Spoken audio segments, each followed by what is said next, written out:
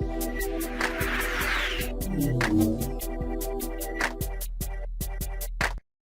we'll be discussing developing a narcissism filter. So a narcissism filter is a term I use to describe how we interpret and discern what the narcissistic perpetrator is saying from what they actually mean. As we know, narcissists are extremely deceptive. They'll use gaslighting, they'll use word salad, manipulation, and just try to, in essence, control and abuse their victims by doing that. So what we want to do is we want to develop this filter so we can take what is said and understand what is truly being said, the motivation, the intention behind the very specific words that are being used. So this filter is extremely vital, as it can mean the difference between being pulled back into an abusive relationship, being hoovered back by the narcissist, their attempts to get you back in, and ultimately being able to be free. So it's important to understand a couple of concepts here. First of all, the narcissistic abuser is not one with their word. They're separate. So someone who's moral and ethical and true to themselves, when they speak, they're expressing their authentic self. And you can say this person is true to their word, or one with their word, or they are their word, right? Meaning that what they speak, when they speak, they're expressing their feelings, their values, and they honor their promises and commitments that they make, even if it is just verbal. So someone who's disconnected from their word, they see how they can use words to manipulate, and by saying whatever they want, when they want to say it, in the tone they want to say it, at the specific time, for no true care as to how others are feeling, they're able to, specifically narcissistic abusers are able to use words to manipulate victims. Obviously, words are extremely powerful. They evoke reactions in other people. They're a way of communicating energy as well. So therefore, they use words, something very powerful that can be used to connect, to ultimately manipulate and hurt people.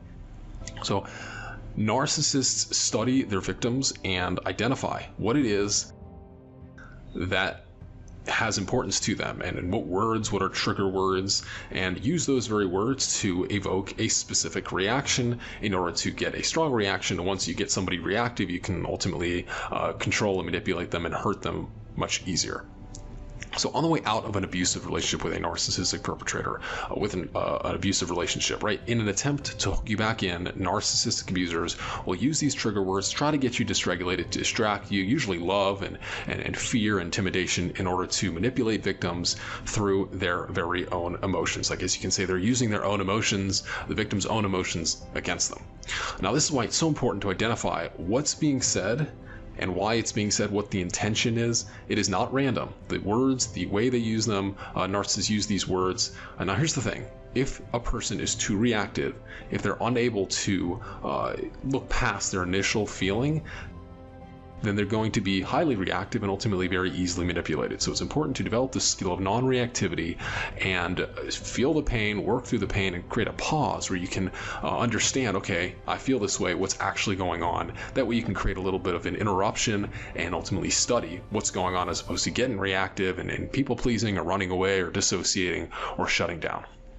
And once we do this, once we're highly reactive in this way, we actually give away our power, and we end up being stuck and staying stuck, and usually getting pulled back into these narcissistically abusive relationships.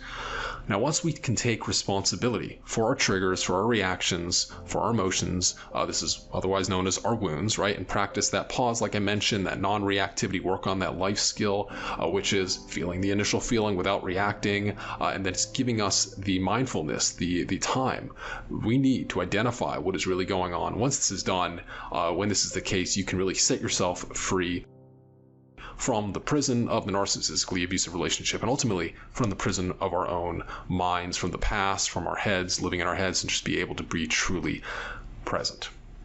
So I want to go through some of the terms that narcissists use and give my interpretation of what they're really trying to say. So obviously, narcissists, when they say these words, they evoke strong reactions in other people, usually people who are real with themselves and people who understand the true meaning behind these words. But if you just go ahead and use these words randomly, they really can do great damage, especially if you're using it to hurt another person. So to begin, one of the most popular ones is "I love you," right? So when a narcissistic abuser says "I love you," really what they're saying is, I love how you serve me, how you make me feel. I use you. I love the fact that I can use you. I love the fact that you're the most efficient narcissistic supply. In fact, I hate you. I don't love you at all. Love is not, they cannot love because they have no sense of self, and you need a sense of self. to have self-love and then to ultimately love another person, you need empathy. So they cannot do that. So ultimately, love is not the same as it is in your dictionary as it is in theirs. In essence, it means don't leave me or else I will feel abandoned and shameful. So I'm going to use this powerful emotion of love to reel you in. Next, what they'll say is, you're the most incredible person I have ever met or I've ever seen. You're just beautiful beyond words, right? So all those love bombing statements, what they're trying to say is, I love how you ultimately make me feel, how you submit to me and love me, not realizing that I have zero care for you and that I'm ultimately using you. I decide how great you are. If you leave me, then you are worthless. Next statement, I will never be the same without you. Without you, I am nothing, right? To make you feel really good about yourself, like, oh, you're so needed. So in essence, I need you. So here's what they're saying. I need you to give me value by always serving me. So I need that narcissistic supply. Without me, you are nothing. So to make you feel worthless, lower your self-esteem, essentially giving you no value outside of what you can do for them. I gave you everything you have. Your life would suck without me. Make you feel dependent. So ultimately, we need this relationship. You got to make it work. You got to be codependent and serve me. The next popular statement is, you're my soulmate. We belong together. You hear this all the time, and it's very powerful because if you're looking for a soulmate, you just say those words and you have this incredible, powerful, intimate connection that gets created. And what they're really trying to say is, I own you. I control you. And you will never find somebody as great as me, and you need to stay because our souls were bound forever, right? So obviously, strong statement there. And finally, how could you do this to our family? You're breaking up our family. They'll do this to guilt trip you, to play on that emotion of guilt. And if you already have guilt from childhood, it'll get triggered, and then you'll feel all this guilt, and then you'll stick around. Really, what they're trying to say is, I screwed this up. I cannot take responsibility for my actions, and so I need you here. So I can dump on you and make you feel like you're the bad guy, but really it's my own shame and guilt that I'm refusing to face. So it's so important to not just take what is said face value, but look at the motivation, the intention behind what is being communicated. And what you'll do is you'll identify that what is going on is true manipulation. Now, it's important, so important. Whatever you feel immediately after the narcissist does something or says something is usually the emotion that they're trying to evoke.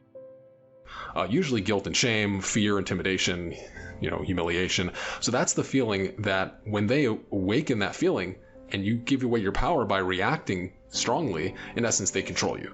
So what you want to do in order to take your power back is you want to own that feeling. It's coming from you. It's your feeling. So even though they're causing it to be felt, it's your feeling, usually from a past wound.